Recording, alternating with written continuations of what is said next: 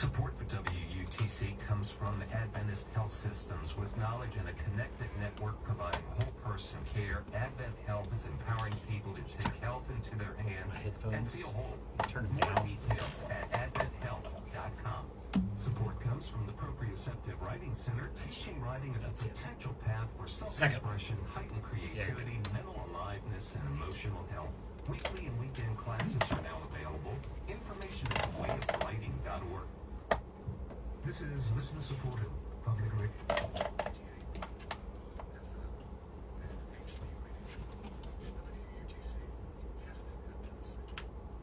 And it is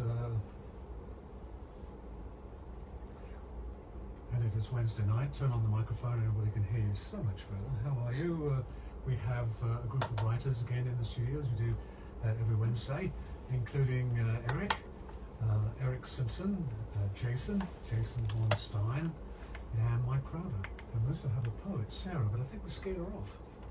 She just disappeared. She was here a minute ago. She'll be back, I'm sure. Who wants to start? To play a song, I mean. Yeah? Sure. Mike, don't be doing that. No, not me. I'll do it. All right, Erik, go ahead. What are you going to start with? This is called Pick My Brain. Pick My Brain? Yes. Okay. And it's If you insist. Yes. That's an interesting title for a song. Yeah, it's about I don't know what the song's about, but it's on my album. It's the opening track of the album. What inspired you to write something like that?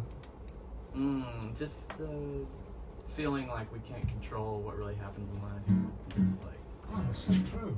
Yeah. So it's weird, isn't it? That's basically what we were just talking about. Yeah, a little the bit. The notion that you kind of have to roll with what happens, and no matter how much you think. Steinbeck, right? Best laid plans of mice and men and all that. Yeah. I don't think it was original to him either, was it? He just swapped it as a great title for a book. Yes, sir.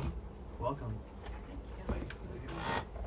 Have a seat, sir, and help yourself to prepare for fruits. Okay, go ahead. All right.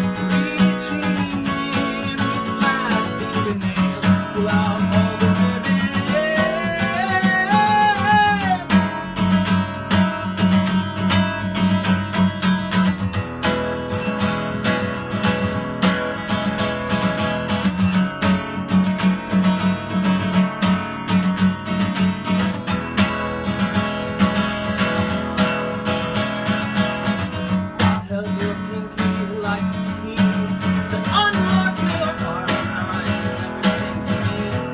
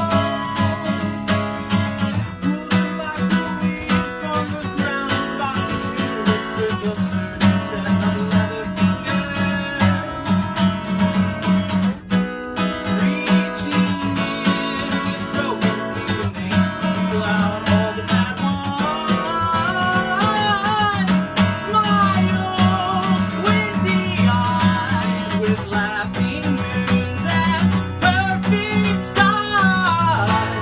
It's just reality that one to the other with an altitude.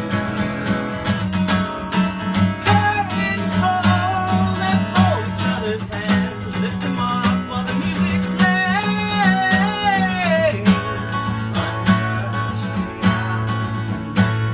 Said one about the future while the other hugged the flowers.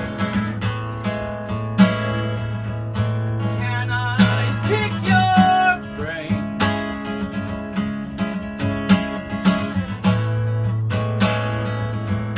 Won't you pick my brain? Pull them like a kernel from my broken, twisted skull. With your stainless metal on a chisel.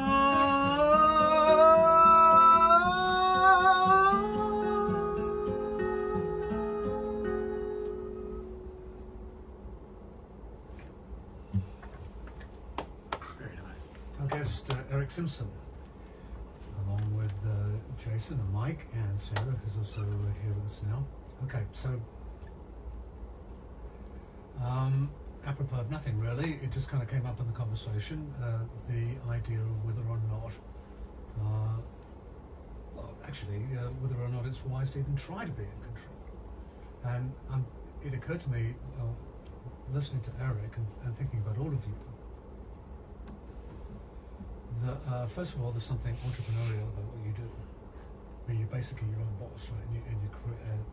Jason's got his whole website, a great picture of himself and everything, and so much of what you do, which I think a lot of people who are creatives like you have a lot of trouble with, is the whole notion of self-promotion, how you promote yourself. And I think that is complicated by the fact that you are expressing something, whether it's Sarah with her poetry or you guys in your lyrics, that's something deeply personal. And then you've got to turn around and sort of say, hey, I'm here, check me out, look how cool I am, And they kind of, they work against each other, don't they, those two positions? And then there's the whole notion of the creative process and how much you can control it. Yeah, you're all sitting there nodding at me. Nodding doesn't work very well on radio. You're totally right. What are you thinking? For acting anyway, it's weird because you have to care about the audition so much, and then you have to immediately not care about it because odds are you're probably not going to get the part. I think that's just soul destroying. Yeah, it's tough. You really just got to be able to roll I've with had the a couple of punches. friends who are into that. I know, like playing music, for instance, is far more rewarding because I'm playing my father's songs, for instance. So it's easy to promote my father because I love him so much and I believe in his music. Whereas, I don't know, I felt it difficult. I have a website and everything, but I find it difficult to promote B because I don't. I'm just an actor. I'm not anything special. I'm just a regular person. So why me over someone else? But that's Erik right there on this computer screen. See this picture? That's not me. He's good at self-promotion. This is a man who at various times has been an actor, a model, a wrestler. You only hear once. You got to try a lot of different things. I've been able to spend my weekends doing a lot of crazy different things. So it's just the way it He was worked smart out. enough to become a wrestling manager fairly quickly. Yeah, I actually got injured in my first match. I broke my ribs. Oh, so man. then I was kind of forced into being on the sideline, being the loudmouth. But It's I like found you out don't I have like that control better. over. Yeah, it's fun just starting the fire and then backing off. And for a while they actually had me as the world champion, but I never wrestled. I had a guy that would wrestle the matches for me, and then I just went out there and I claimed to be like the heavyweight champion and all that kind of stuff. And people really hated it. It was great. There's not much difference between that and the acting part of the gig, I would No, yeah, I mean it's totally the best wrestlers know that they're actors. I think so. Yeah. If you go. Well, all you guys are actors. Oh, I think so, totally. Yeah. The minute you start to perform, Yeah, anytime you're telling a story, I think hopefully you harness into that and you can tap into those emotions to reach other people, So at the same time, and I don't wonder if this is true for you too, Sarah, you're a poet. So you don't even have the guitar or anything to hide behind. You just stand there with your poems. Do you, or have you sort of developed a persona that helps you to talk about something in your poetry that's quite personal, and you kind of put it outside yourself and present it through this persona? I find that poetry is Come a little closer. poetry is easier than all the other things I've tried. Really? Because Why there's else so have you much tried? metaphor. Oh, well, I play guitar and write music and paint and I do all of the creative things, I suppose. But poetry has so much metaphor, you can hide behind that. And I find that speaking on stage is much more fail-proof than trying to play guitar and sing at the same time. I can see that. It's certainly something I couldn't do. Yeah, words come a lot easier when you're not having to balance so many other creative pieces. So being on stage and singing, and that requires a persona to try and keep an audience engaged in the music, and there's a lot of elements to it. With poetry, it's a naked presentation, but there's so much artistry to it that I'm not sure anybody ever really knows what I'm talking about, or at least they can't nail me to the wall on it. Should we test that? Would you like to read one of your poems? Sure. Let me move this a little closer to you. There you go. Okay, so now I'm feeling vulnerable, but it's close. Okay, here's one. You'll see what I mean. This one is called Thistle. Love cannot a hero make, death cannot a sorrow take. Deep within the fighting soul, the thorny thistled seed of more. Words cannot a war be won, pleasure's not a past outrun. Faith along the slippery slope, grasping for redeeming hope. Tomorrow cannot today rewrite, darkness not always swallow light. Time and truth shall rise from sleep, soul and flesh will find relief. Tomorrow cannot rewrite the day. So in other words, whatever you do today, don't think that you can tomorrow say, oh, that was really me, or I didn't really mean that. Well, and you can't escape today by living in the concern or the fear or the hope or the worry of tomorrow. As a mother, you can drown in the longevity of it, and you really just need to be right here, right now, talking to this child, and not overwhelmed with how a 5-year-old's rebellion is going to manifest when they're 15. It's that letting go of control. Yeah. We've closed the loop. I figured that would be a good starting point there to talk about that. What did you say your poem was called, sir? Thistle? Thistle. Thistle.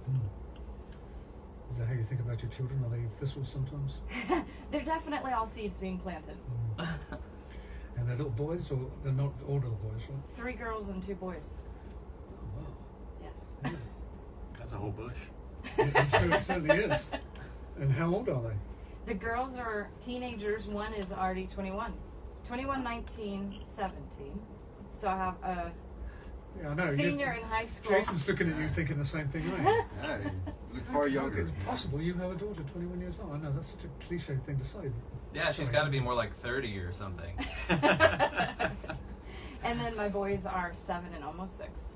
Oh, so the boys are the little ones. Mhm. And do the girls help you with the boys? Mhm. Yeah. So that's an advantage. Well, having teenage girls and toddler boys at the same time was not an advantage. I would not recommend that. It seems like the most intense stages of each gender all at the same time. Girls are easy when they're little, and I hear that boys are easy when they're teenagers. Fingers crossed. Teachers for I don't know. I don't know how to comment on that. You definitely the give up girls on get more trying to complicated. control. Yeah. To go back to the notion of being self-conscious, I think one of the, and you can speak to this obviously, is that when a girl sort of hits teens, they become very self-conscious. Which is, I guess, maybe it's true for boys too. Oh, yeah. Perhaps. I would think my children are all, I joke that I raise free-range children. So they're all creatives, and I think that has given them a really good gravity in adolescence, because we have an entire room in our house dedicated to musical instruments and art studio supplies, and that is where they can always find themselves. And that freedom to self-express has helped them to not get lost in the tumultuous journey of adolescence and middle school and friendships and boyfriends, and it's been a really good gravity and a place where no matter how we all hate each other, we can find commonality and peace in the art studio. That's a wonderful turn of phrase. I love that tumultuous journey.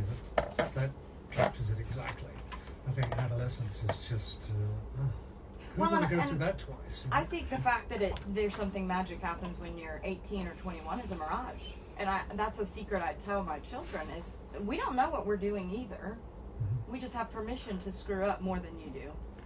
And that doesn't change either. I keep waiting on the magic turn where I feel like an adult, and Right. thank God it hasn't happened yet. But it's, I know that feeling. I'm not sure it's out there. Well, Right? you know, I mean, there's that thing, you know, when you, at least it was for me anyway, that these things, they have those birthdays on which everything's supposed to change, right? Right. Oh, you're 11 now, or you're 16 now, or you're 21 now. I feel exactly the same way I did yesterday when I wasn't 21. Well, and you're married now. You have kids now. You're divorced now. You own a business now. And I'm like, I feel like I go to business owner meetings and feel like everyone else must have an MBA. And come to find out, we all don't know what we're doing. Kind of like being a musician. Entertainer, yeah. Give us a song, Mike, on one of those themes. Sure, I can give you a song on one of those themes. Okay, which one is it? Happen to have one. I tend to write songs that might be inspired by other people's situations because my life is awfully sad. Yeah, I know. You've told me this before. Right, yeah, right. Yeah. So, but this is my, let me introduce you. This is my friend Mike Crowder, and Mike has been a guest in the studio a bunch of times, hasn't he? yeah, a few times. He released a CD of his songs about a year or so ago. He's also a retirement counselor, if you should feel the need of one. Yeah, we're on. But that's your other hat. That's right. And you have 3 children? 4. 4. altogether. Okay. Yeah, so it's a little bit like her situation. They're 28, 22, 15, and 9. I think I got that right. And they all have birthdays in the summer. They're going to be listening, Mike. You better get that right. I very seriously doubt that they're going to be listening. But I've struggled to write things about from my own life. But one thing that this song was inspired by a conversation I had with my wife when we were on a long family vacation. And what happens these days on long family vacation is you all pile in the minivan and you endure each other for as long as you possibly can without stopping. And we'd been on the road for a few hours, and from the back of the van, all I heard for hours was "Hey Dad, hey Dad, hey Dad, hey Dad." I couldn't listen to the news on the radio. I couldn't concentrate on driving. It was just responding to "Hey Dad." And I can remember turning to my wife and saying, "If I hear 'Hey Dad' one more time, I'm going to crash this van." And she said, "Well, the truth of the matter is there'll come a time when you wish you could Hey Dad again." So I wrote a song called "Hey Dad." That's what we said. Right. And we'll see how it goes.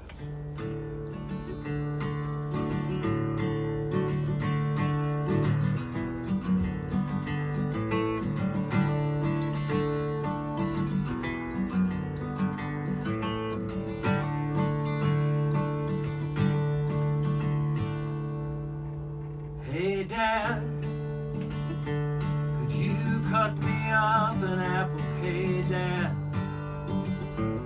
could you take me to the park? Daddy, did you know starfish can glow in the dark?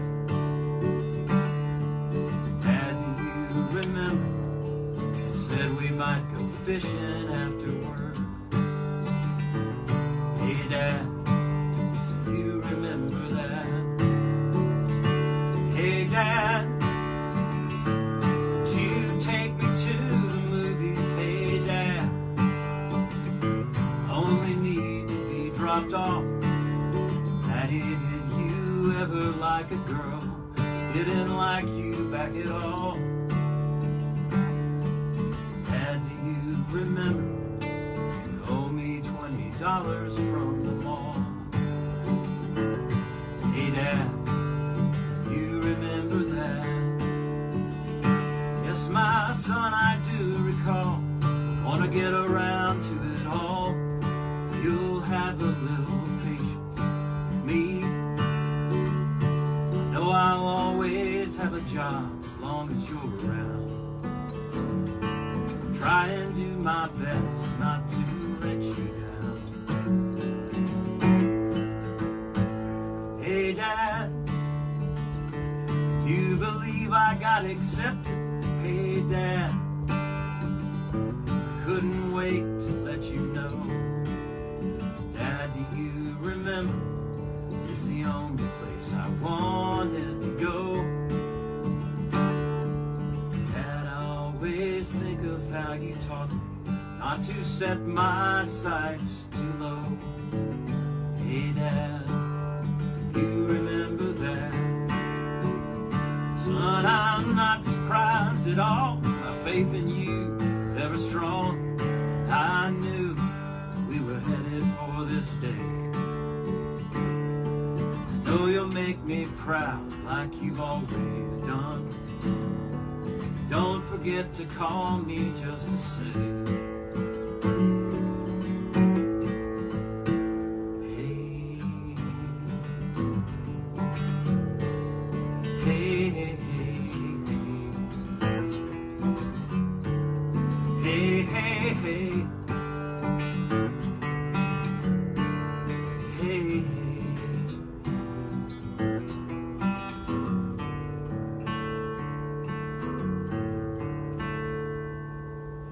hey son, could you come around this weekend? Hey son, I could really use a hand.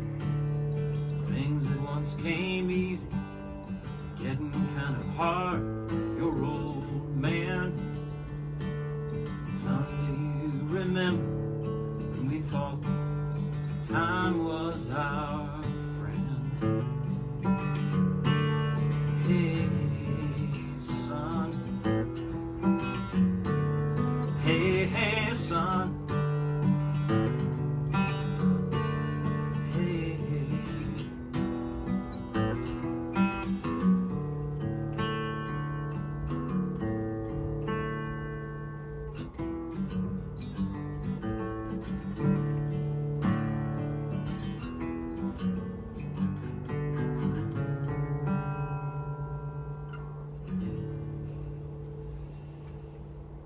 Nicely done.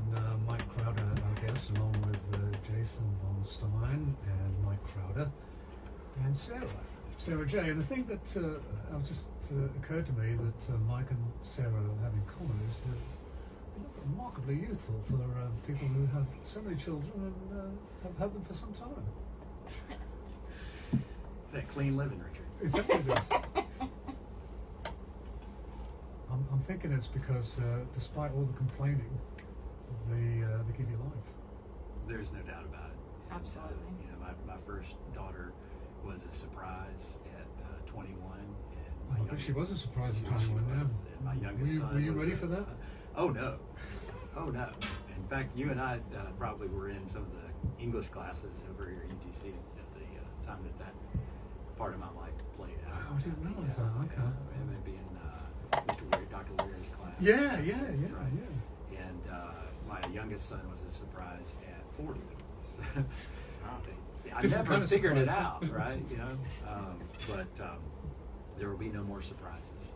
Figured one out. We'll have to talk about this later. I think I can clue you into what's happening here. I appreciate that. And then we have Jason, who, as you may have caught earlier, he said that you're playing your dad's songs. Yeah, my father's name is Jim Von Stein, and he's actually written over 5,000 songs in his lifetime. He's been writing his whole life. He has emphysema now, though. So because of the emphysema, he can't play his music out. So I made it my goal to get out there and play his music and hopefully get the songs heard. So yeah, That's a lot of songs. he's been writing his whole life. He's pretty. You can't throw away a piece of paper in our house because there could be some beautiful lyric on there or something like that. He writes on everything. I did a Kickstarter for him 2 years ago. He's written all these songs and he never had a music video. So I went through his catalog of songs and I picked out 30 of them. And for 30 days, what I did is I uploaded a new song each day with an idea for a music video in hopes that I could get $1,000 in funding to create a music video. And I was actually able to pull it off with a lot of love and a lot of help. One of the songs, Streets of Chicago, made a music video for it on YouTube. And I'm pretty proud of it. You know, I'm biased, but I think it's pretty cool. But yeah, going through that, I was able to go through the collection and really he actually started writing poetry when he was real young, and then my mother bought him a guitar when he was 30, and that's when he really started to piece everything together. And it's crazy, he actually can still write songs because he's trained himself to write a song in 20 minutes. And because of the emphysema, that takes his wind away, but because he's trained himself after all these years, he has enough air to be able to write a song in 20 minutes, and he wrote a couple just the other day. He still writes all the time. I think he's already written 19 this year. It's like he just keeps pumping them out. He's unbelievable. Well, I'm trying to imagine what it's like to even listen to 5,000 songs. Have you listened to all of his songs that he's written? I haven't listened to. I've listened to a lot of them, but I haven't listened to all of them. I guess that, of course, assumes that he's made recordings. Did he actually record the He songs? started. Yeah, what he did, he had a 4-track recorder, so he put a lot of them on cassette tape. But a lot of them he's never recorded. He's just, there's lyrics in a sheet, and he would put dates on everything. So that's how he was able to keep track of when things were written and all that. But a lot of them he actually. It's funny. I play these songs out now for him, and he's forgotten that he's written these songs. So it's nice for him to hear these again. Yeah. Well, I guess when he's that prolific. Yeah. He forgets. It's the way it goes. It's in one ear and out the other. He says it's a gift. He just runs with it. So. But to be honest, I'd like to be a fly on the wall when you're playing one of those songs and he's in the room, just to see his face. It's really awesome to be able to share his music. I've always enjoyed. I grew up on Stevie Wonder and the Beatles and Earth, Wind and Fire and Jim Von Stein. And a lot of people haven't heard his music, so I'm honored to be able to be, the one to be able to share that's it. heady company that you just put him in. I'm biased, but I think he's the greatest American songwriter of all time. But maybe I don't know. I'll play one for you. Yes, actually, please do. I'll write. So to keep with the family theme, this one's called "A Little Bit of Me." My father wrote this about me when I was a little kid. I was 5 years old, and I was playing Mario Brothers, and I was like, "Hey, I need help with Mario," and he's like, I got a boy and he's 5 years old and he don't listen to what he's told. And then he's like, hold on for a second. Goes in the other room. 20 minutes later, he writes a song, plays it for me. I didn't care because I only cared about Mario, but I care now. So it's called "A Little Bit of Me."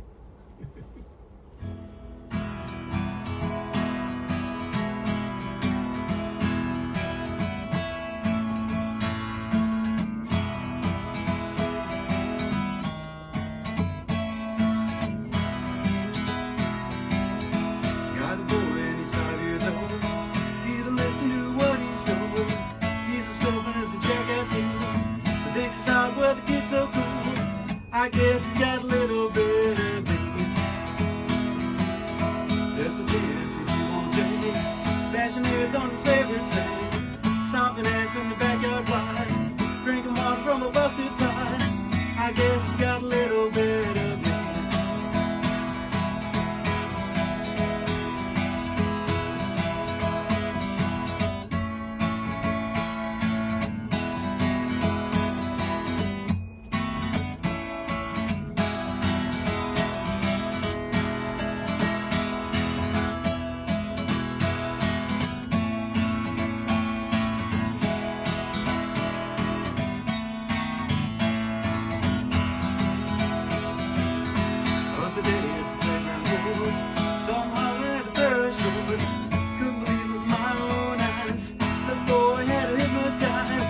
I guess got a little bit of me. At the mall, he's an awesome sight. Turning it from left to right. Got the class and a touch of style. We do okay for a real long while. I guess got a little bit of me.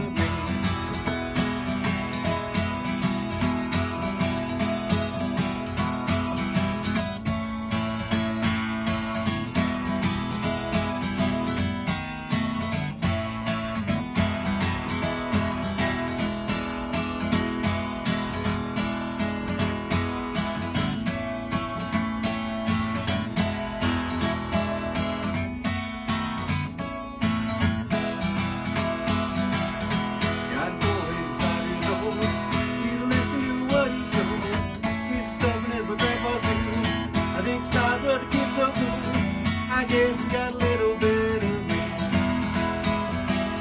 I guess got a little bit of me. I guess got a little bit of me. Fathers and sons, eh, Jason? Yeah, there you go, right?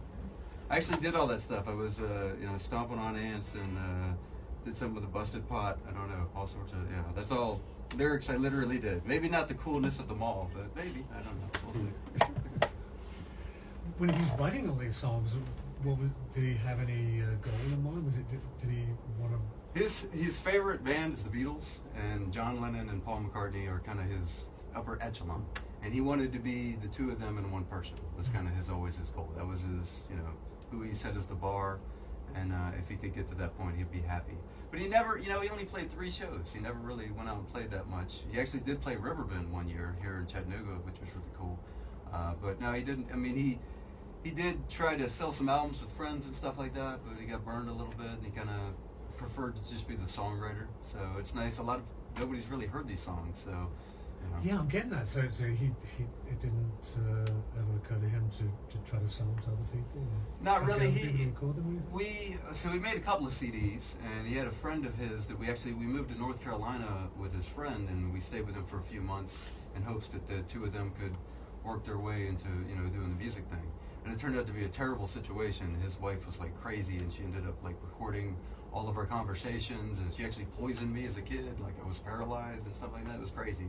So we like kind of all left in the middle of the night, and then we came to Chattanooga. That's how we ended up back here, because my parents met here and we had family here, and it was close to Nashville. So then he tried to go to Nashville again, but he dealt with some people that were a little dishonest, and they kind of wanted to take his music and tell other people that they could be like superstars and stuff with his music. So he didn't feel comfortable, lying to people in that way. So he kind of, I don't know, after a while, it just kind of, it was easier for him to write.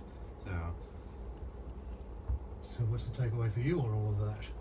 Are you interested in getting into the music business, or I never played music until my father got emphysema. I didn't find my voice until he lost his. And the way I looked at it was, I don't think I'm a very good musician. I think I got a long ways to go, but I'd rather play his songs and mess them up, but at least they're getting played, than to not have them get played whatsoever.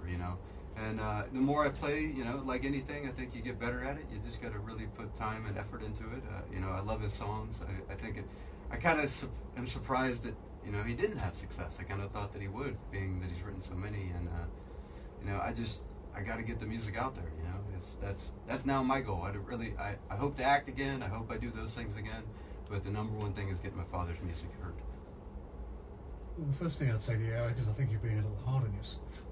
I thought your guitar playing on that track was interesting, and you got a nice voice. Oh, well, thank you. I appreciate you hearing that. Yeah, thank you. And as far as that's Jason. this is hard work, I think Eric and it makes it easier. Eric and Mike would be more than happy to tell you all about that. Oh, yeah. Yeah. How long have you been doing this, Eric? I got my first guitar when I was 14. So you've been at it for a while. How long have you been writing? Since I got a guitar. Well, probably before. Really? Did you? Before that, yeah. I always loved writing verse and poetry, and there was one little time in middle school I tried writing rap. Really? I'm not going to show you. But you started as a poet, huh? Yeah, I mean, just as a kid, writing silly songs for school projects and stuff. Yeah. Did you start that way, Mark? It's kind of interesting the way these things come out, right? Because Sarah was saying that you started writing songs, but you're more comfortable as a poet. Is that true? Am I quoting you accurately? Mm-hmm.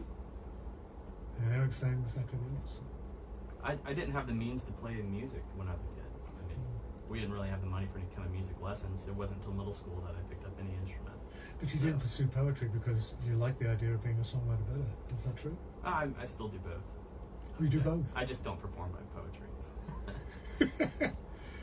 I like having the guitar in front of me. It's easier for me when I have that. You know what I think bothers me and burned me out on, because I lived in Nashville for a while and did an album and performed, so I pursued that route for a while. And I understand, so I'm not making a judgmental statement when I say this, but people enjoy music for how it sounds, but they don't listen to the words. And words are powerful to me. And as a hairdresser, that talking to women all day and hearing their stories and exchanging this encouragement and speaking life and hope, that is so important. And I feel like the words are dismissed often in the context of music, and that's fine. It is what it is. But I think that is why I tend to gravitate more towards poetry and writing books and prose and all that sort of thing. I do a lot of that. Is because I feel like the language and the content of music is more quickly dismissed. It's interesting you say that because my impression is that, and there's a generalization, that women tend to pay a lot more attention to lyrics than men do. And frequently women will quote lyrics to you. They'll say, I have this song and it's just so cool, right? You must have had that experience when you're talking to women all day long. Mm-hmm. And then they might pick up on something that's playing on the sound system in the store or whatever, right? Mm-hmm. Well, and I think that perhaps women connect to music in a more emotional context and a more relational context, and they associate it to this specific moment in their life because they've just been broken up with, and this song just really spoke to me. What do you think about that, Erik? Does that ring true for you? I have a feeling that it resonated with you too, right? You wouldn't become a lyricist otherwise. I think that probably the biggest comment I get on my music is about my lyrics. Yeah. Yeah, it's not about the sound. And as far as yourself, do you agree with what Sarah's saying, that men don't pay as close attention to lyrics? What I'm saying is that you're not a very good example of that because you probably did, right? I did, yeah. I do listen to lyrics. Well, I mean, I think it's probably true that when you're in a good mood, you're looking for the sound, and when, you need something to relate to, you're listening for the words, Yeah. Well said. Yeah. Mm-hmm. I think music, when you're trying to create a song and make it as effective as possible, it all fits together. And there are some songs of mine that are favorites that I felt like they really elicited something emotional in me. I could picture a scene, and when I went to the internet to pull up the lyrics, I thought, I'll learn that song. And I realized how little was there on the page and how much detail my mind had filled in because of the way the melody and the words and the hook and everything else pulled me in. And it does this trick on your brain that paints a picture that's not in just the words. And you see that sometimes when a poet performs their poetry rather than just reading it in the New Yorker. And you see them do a lot of funny things with punctuation and things like that to try to give you the same impression. But with a song, if it's done well, the melody and the lyrical content and the hook and the emotion are so intertwined that you couldn't separate any one element and end up with the same thing. That's so true. And I think that's... And it becomes so much greater than the sum of its parts. Correct. And it has to be singable and it has to be listenable. And when you go to write, one of the big issues I think people have that try to write songs about current events or specific things is they just hit the nail too squarely on the head. And you kind of have to come at it with a screwdriver and sort of, do something a little bit different to actually get people's attention, because the majority of the time, if you just state your case in a song, it sounds really, really hokey. God bless the USA or whatever it happens to be. It works for a lot of people, but if I wrote that song, I would feel like it was the lazy way to make the same. You want to share one of your songs, Erik? Sure. After that eloquent description from Mike? Yes. I'm sorry, Erik. No, it's all right. That probably wasn't the best setup for whatever it is that you're about. Oh, I thought it was a great setup. because Well, it depends on what he plays. Well, it's so true though, isn't it? The song, and I have a feeling that after you've written it, when you start playing it, it takes on a life of its own, right? And it becomes this thing that sort of stands outside. A lot of times you forget you wrote it. Yeah. You're like, Well, that's really cool when you can do that, right? you're That like, must what? be really good. I don't remember doing this. Yeah. I will listen to the scratch recording I made the day I wrote it, and then compare it to how I play it, and it's always so different. It's always just kind of, I call it settling. The song settles into what it will be. Takes it a while. Yeah, it does. Yeah. And you can't. I feel like you can't write a song and just record it on an album next week. You got to give it a while. Let all the good parts strip down. This song is called "Long Forgotten Things." It is not recorded yet, but it's about a road trip I took across the country, and I was in Glacier National Park, and got a flat tire and had to drive through the park on a donut. And while changing the tire, had an encounter with a grizzly bear. So, he was just like 20 feet away, but we were changing this tire. This guy from Atlanta helped me out. meet a guy from Atlanta, Montana. But so with the thin air and the donut and being shook up from the bear, I was like having a little bit of a panic attack, and so this song is about that. I was waiting for the asphalt to show me a mystic sign, but I felt all of the blood inside my fingertips become electrified, and the oxygen subsides. In my car I traveled at 10,000 feet above the sea, but I felt as if I stood pressed hard against the helm of the long-forgotten things. And the ship sails through the rain. Oh, the fresh and stinging rain. Where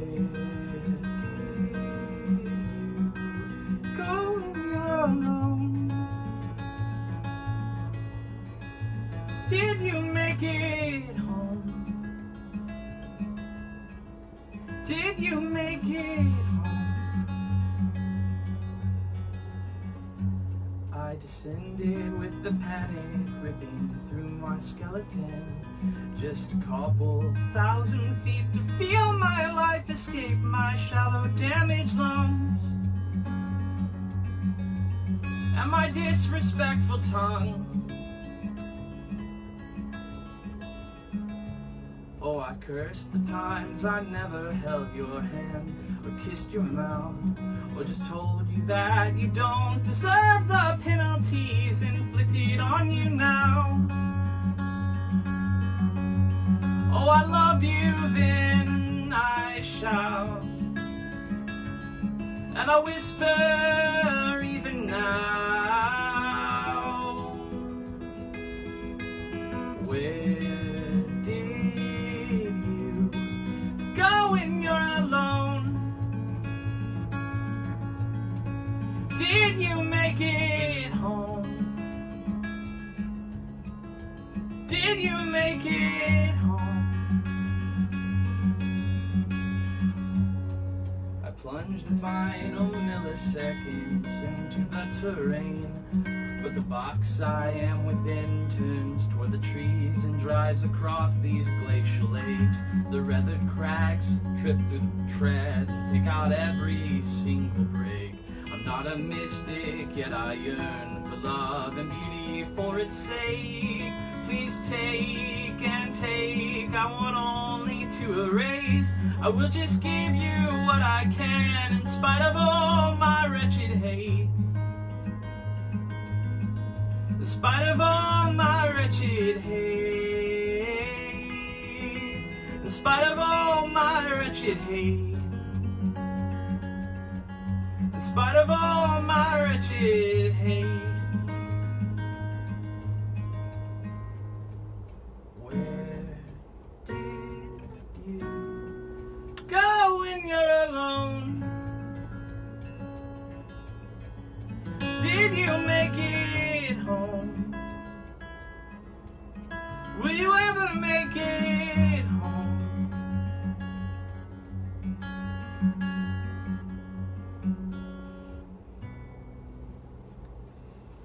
Erik Simpson is our guest, along with Mike Crowder and Sarah, Jay, and Jason Von Stein. And when you were singing that song, Erik, I was just thinking that when you write a song like that, you are, it seems to me, tapping into feelings that most people in a situation like that would want to forget. But in order to write that song, you have to tap into those feelings, right? Yeah. I mean, that falsetto that you kept going into there suggested this is Erik looking at that bear. Bear looking at him. Yeah, it's very growly. Yeah, so when I create, I think of the creation process as exploring, and everything we go through is this experience. And you know, a lot of people may not feel the same way, but I think that all experience is supposed to happen. You know, that we're designed to feel sad, and we're designed to feel angry and anxiety and happiness and joy, and it's all honestly like a national park. You know, sometimes you gotta do a lot of work to get the good views. You know, and it's just exploring, and it's this great, beautiful life that we get to explore, and it doesn't mean it's gonna be easy or happy all the time. Amen. Yeah. To everything you just said, that's such a cool attitude. It's something I've been trying to believe myself, you know. I think it's one of the things that attracts me to creative people, is that it's so easy in life to try to just try to kind of tune out the stuff that's driving you crazy. But as you say, it's the stuff that's driving you crazy that's trying to teach you something. Yeah, my therapist says you gotta let yourself hurt. You know, before you take the garbage out, sit with it a little bit. quote my therapist. I'm not sure I want to sit with my garbage, but I understand. Experience it. Yeah. See if you can recycle it first. You'll feel better by the recycled trash. Yeah. Okay. Seems like it works both ways in your family, Sarah, because you have the room where everybody can be creative. So for your children, it's as much an opportunity for them too, I guess, to sort of download, right, to get rid of these feelings they've got. Offload. Yeah. Yeah, and I think creativity in that context, whether it's musical, poetry, writing, and my kids each approach the art studio so very differently. I've got some that watercolor, some that finger paint, and some that get tools and soldering irons and build a robot. And that's one of the girls. So it's really fascinating to see them take anger, frustration, disappointment, and go in there and create something and come out in such a more improved mood, because they were able to offload the negativity and reframe it into something productive, something beautiful. And in the process, I find the creative process does something very unique in the brain, where it gives you something very tangible to do and puts you in a right brain space where your left brain can, on the back burner, be wrestling out some of those details. And I think that you arrive at the end of a creative process feeling like you came to solutions that if you'd sat spinning right on that and worrying and dissecting, over analyzing, you couldn't have concluded. And creativity creates solutions in the everyday problems of life. And to teach children that coping mechanism is magic. It almost sounded as if you were describing a dream state, because a lot of people With 5 work kids, out you their need that. issues in dreams, right? You wake up and you Truly. think, oh, got it. Yeah. It's something you were wrestling with the night before. It's like when you're trying to remember someone's name, you see someone in the store and you're like, I know them from somewhere. You won't figure it out while you're thinking about it, but it'll hit you 6 hours later when you're cooking dinner. Because your brain is still working on it in the background. And that subterranean thought process can actually be a lot more productive. And that's the same thing, I guess, you're tapping into with your poetry, right? A lot of times, and I suspect it's so much what you were describing, it's almost as though something needs to be birthed. It needs to be written, and I cannot proceed with other activities in my life until I do this thing. And then it writes itself, and then I look at it and think, oh, I didn't even know I felt that way. It is, yeah, this gift that I don't know how I do it, but it just kind of comes together, and these words just pile together.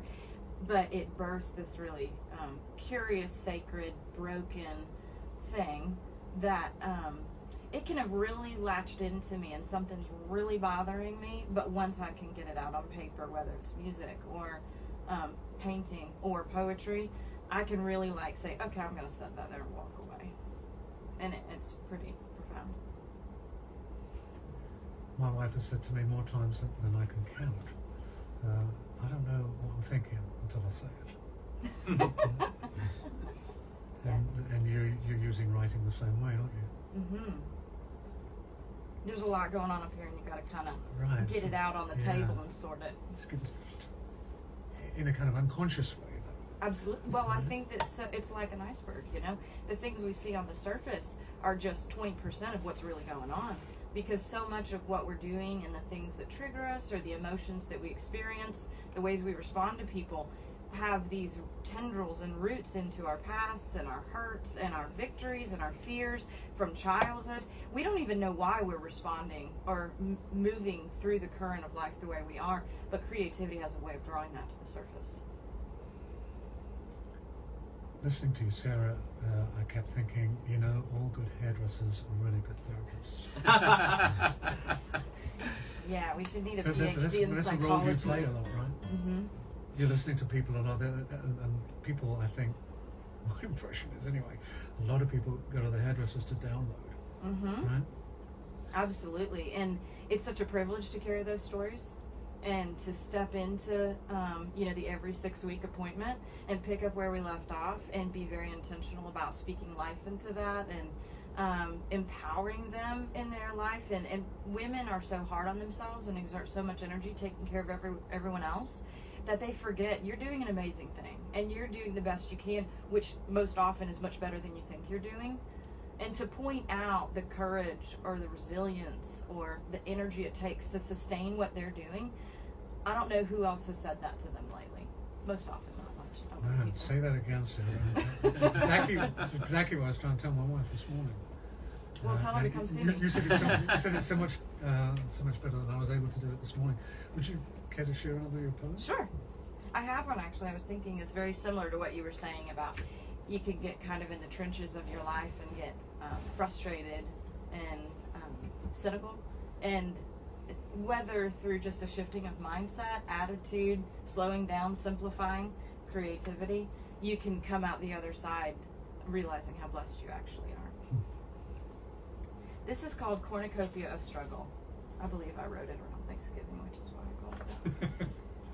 Today is one of those won't stop raining days, tiptoe straining days, head under water days, bottom of the bottle days. But there are no answers, there are no escapes. No numbing agent can exchange my place in this slippery slope life, this giving up hope life, this kicking and screaming, nightmare and dreaming, burning and bleeding life. Did the sun even break and rise today, cross the sky and crest today? The melancholy fills the air until all I can feel is gray and gray. So I drive and drive while it rains and rains. The baby cries and cries and I feel the same. Today is one, am I allowed to cuss on this show? It's too late to ask. Well, you broke the fourth wall on that one, Sarah. I guess to protect both of us, I probably should say no. Okay. So, sorry. Today is one of those screw my life days. Enough is enough days. Call my bluff days. When there are no answers, there are no escapes. I must return to the center where the silence awakes. So I breathe and I breathe while it rains and rains. I release and release the strain and the stain of this overwhelming watershed life, this overprivileged wanderlust life, this vitamin-infused organic life, this healthy, wealthy, selfish life, this cornucopia houseful day, this bright utopia heartful day, this blessing harnessed, rain to harvest, grace reliant, song of silence day. The shadows that cast across my path, my heart, my life, are yet evidence of sunshine. More light, more shadow than most have the privilege of complaining about this life. Wow, thank you for that, Sarah. You said that you're also a songwriter, and that poem sings, and it has, the combination of words and the way that you read it was so cool. I'd like to hear her rap that. They're almost like pictures at times. Yeah, that's right. Jason, you want to do another song? Yeah, absolutely. This next one I'll do, my father wrote this in the 90s. It's called Brown Joke.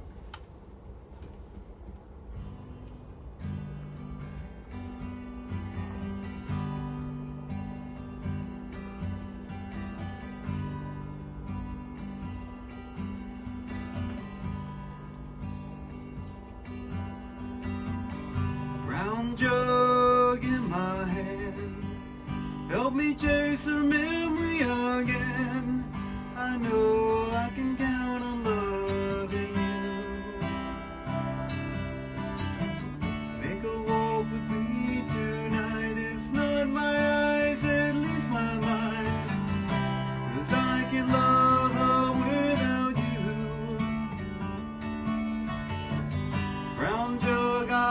my heart. Never saw it come apart. I guess the brown jug always knew.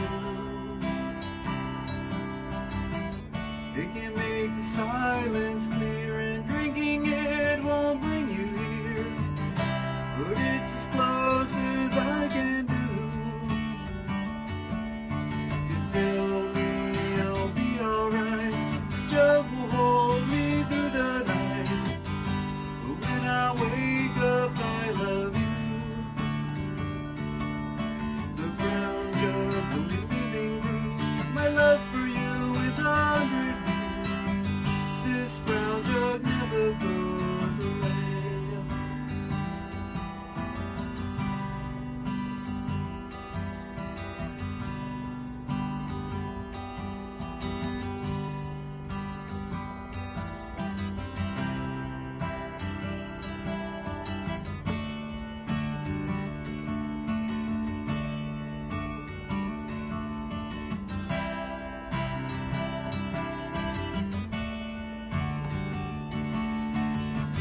Brown jug won't let me down. Keep the tears from falling down.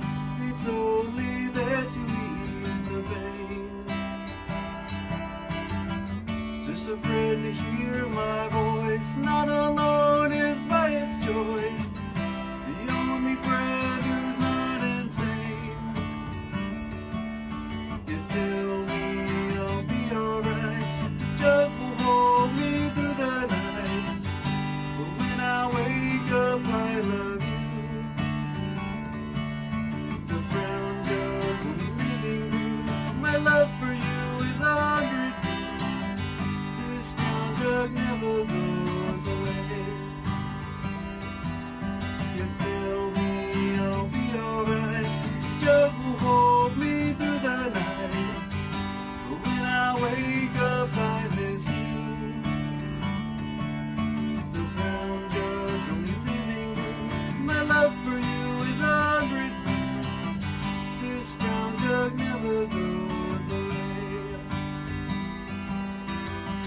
This brown jug never goes away. This brown jug never goes away.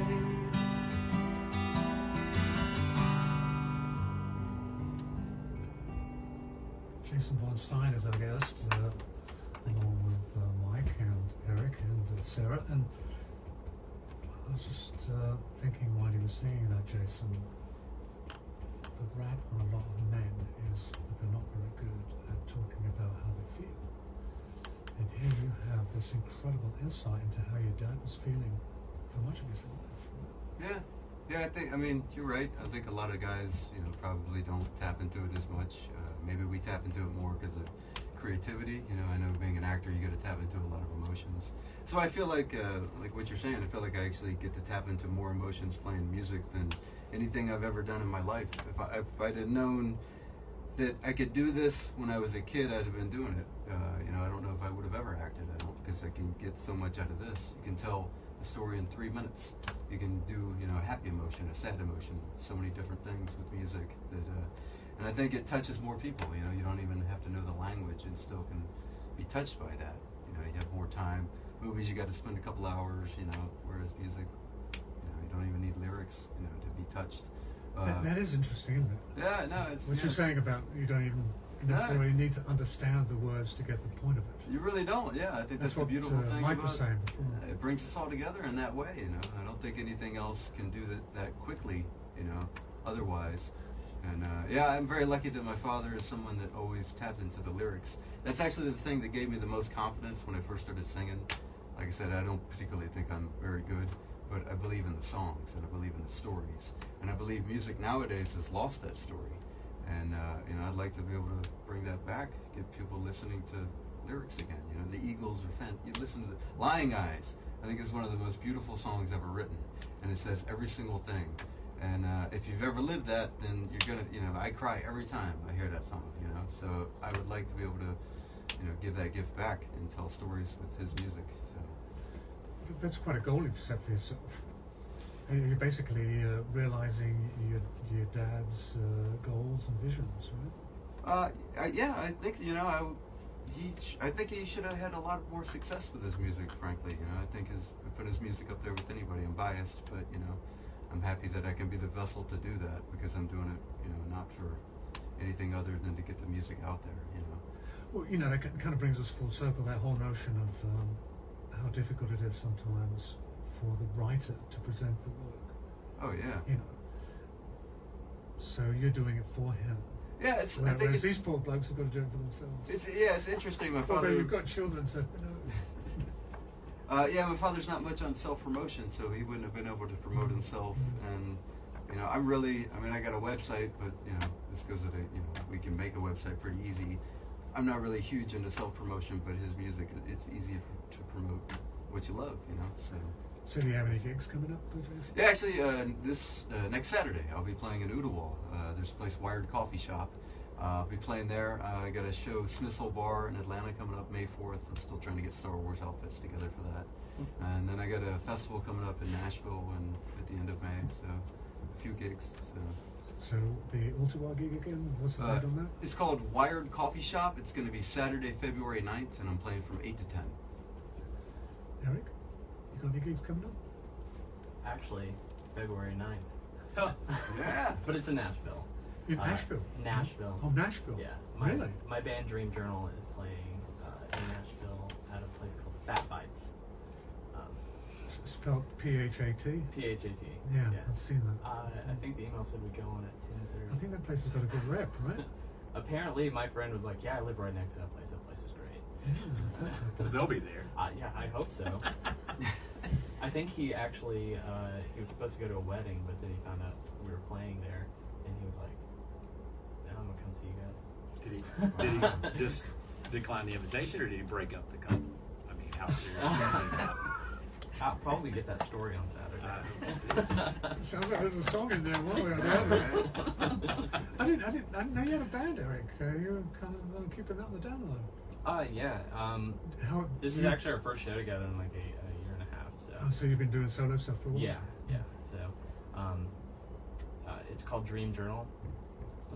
We have an album on Spotify called Sad Songs. So, and I think our guest last week is part of Dream Journal too, right? Yeah, and a couple of my good friends. So are you guys going to be gigging again around town? Is that the plan? I hope so. Going through a lot of life changes, all three of us, so kind of ready to start settling in and being serious about it. It's so complicated when it comes to a band, isn't it? You could say that. But the older you get, the more complicated it gets, I think. Yeah, and I've got a 1-year-old, so yeah, it makes it even more complicated. That's another complication, yeah. But he's awesome. Do you perform your poetry very often, Sarah?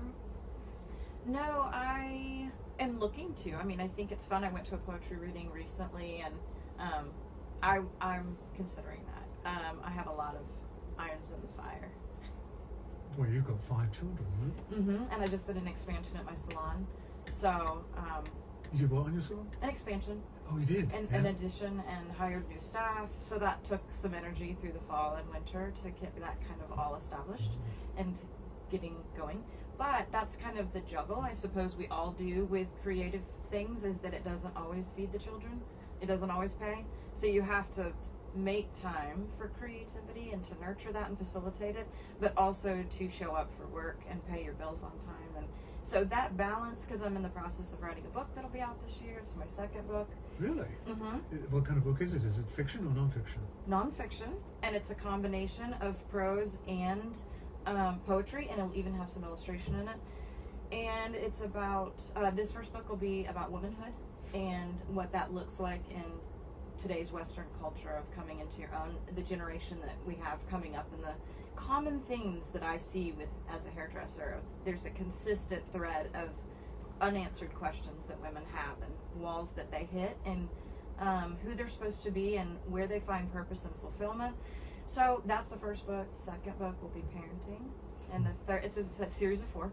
The third one will be about relationships, and then the fourth one will be about faith.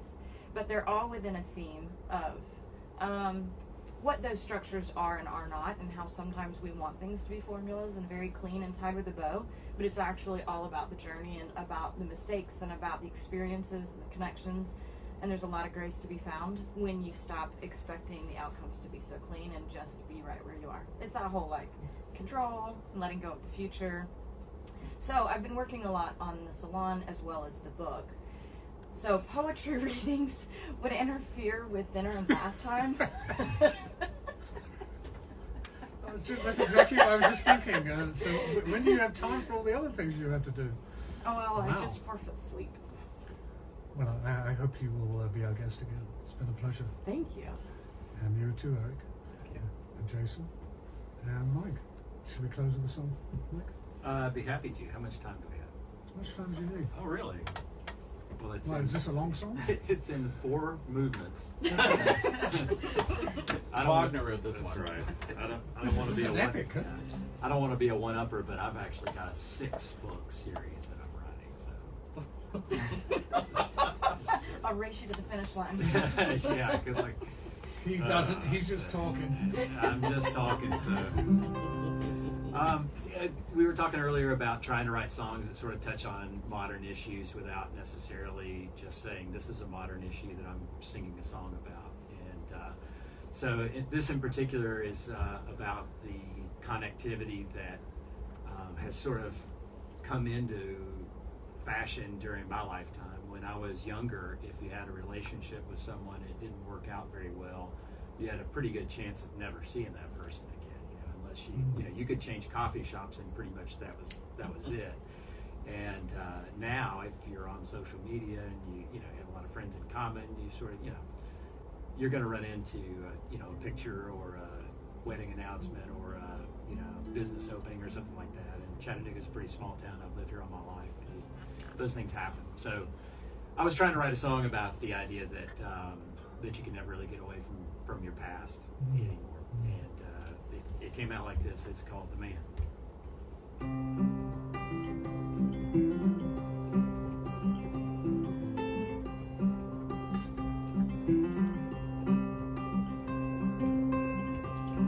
I remember that smile blowing back at me,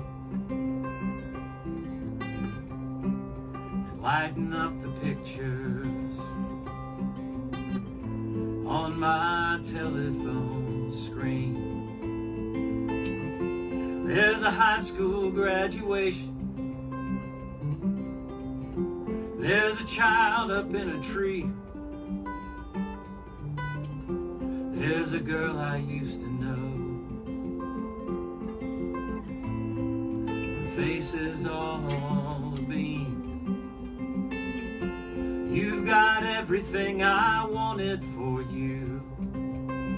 3 perfect kids, the man of your dreams. Only difference between then and now, I thought the man would be me. Thought the man would be me.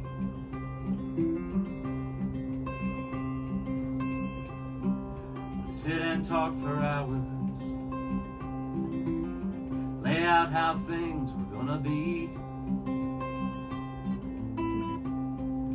2 boys and a girl,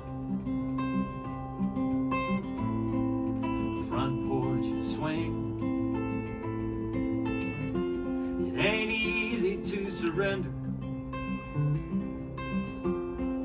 a dream that's obsolete. We found a way around it. At least that's how it seems. You've got everything I wanted for you. 3 perfect kids, the man of your dreams. Only difference between then and now, I thought the man would be me. Thought the man would be me.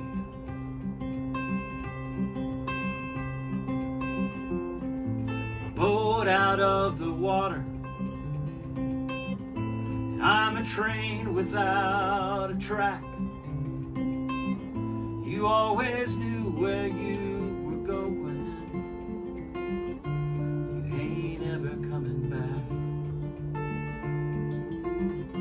You ain't ever coming back.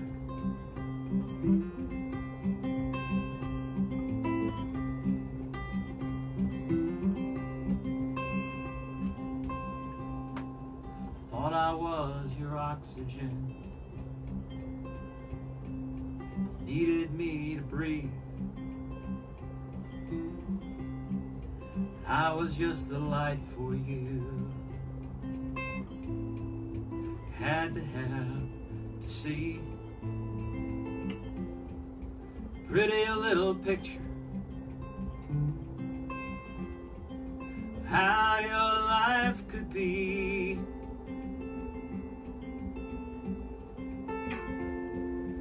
Hope that when you look at him, you see a shadow of me. There's a shadow of me. You've got everything I wanted for you. 3 perfect kids and a man of your dreams. Only difference between then and now, I thought the man would be me. I thought the man would be me.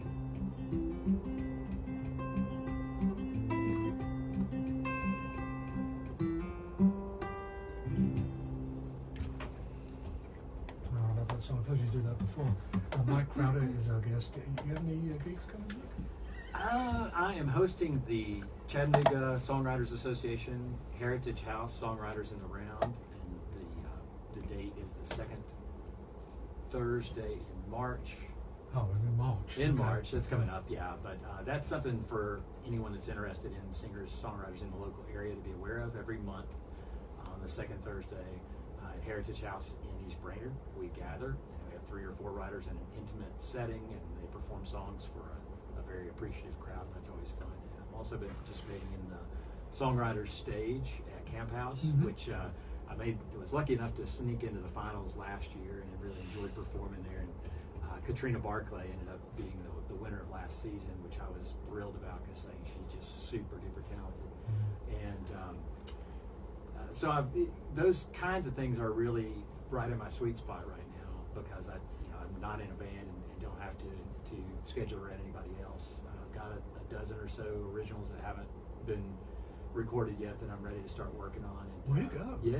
Because yeah. it wasn't that long ago you released the CD. Yeah, I was writing, throughout that process, and have continued to do that and try to keep my antenna up. It's one of those things, if you let your guard down, you can go 6 months without doing it, but if your antenna's up, you see ideas everywhere. I imagine it's the same in any kind of art, but I think it is. I think it is. It gives you some purpose too, right? It's something you're always.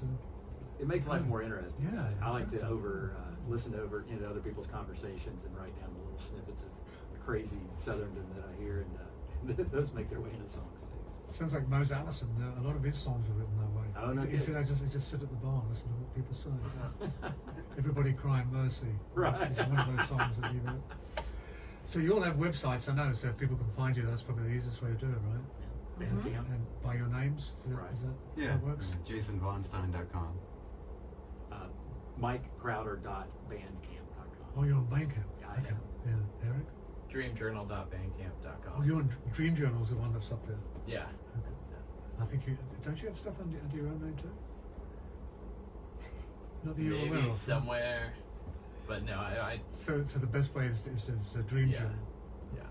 What some of the kids are doing these days is there's this thing on the computer, the Google, and you put whatever it is you're looking for into Google, and it gives you what it is. I don't know how it works. I can It's like a confirm toaster. that children are doing this. Yeah, you put bread in the toaster, you get toast. You put information in this Google, it's amazing. So you can put me in the Google. It's amazing. I'm in there. It is. Yeah. It's a It will- 21st century phenomenon. I was telling these guys before, I had not connected with a person on Facebook, and we were texting that day. And the next thing I know, I got a suggestion from Facebook that I should connect to this person. We didn't have any friends in common. We did just texted that day. It's getting kind of scary. Yeah. It is a little scary. Sarah?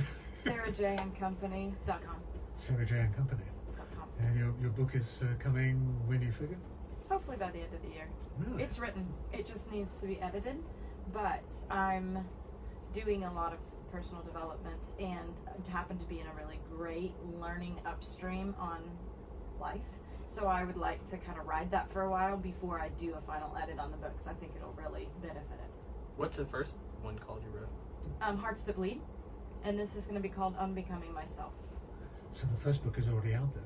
Oh, that was 10 years ago. Oh, that long ago. Then I decided to have another generation of children. Just wanted to have more content for the books. I'm a little afraid to put Hearts That Bleed into Google. Make sure you're not on the images page. That must You guys all have this way of using words to create these incredible images. Hearts That Bleed. I mean, that is a That was the powerful name of her image, isn't it? book. Yeah. I tell you, you guys made me look so good. It's so much fun. You do look good. Oh, I don't remember. But I can say that on radio. Yeah, Everyone yeah, will yeah. believe me. Yeah, nobody can challenge it, right? You Thank sound you for that, Eric. Yeah. Next time I need that, I'll be sure to give you a call. You can text. So you all will come back.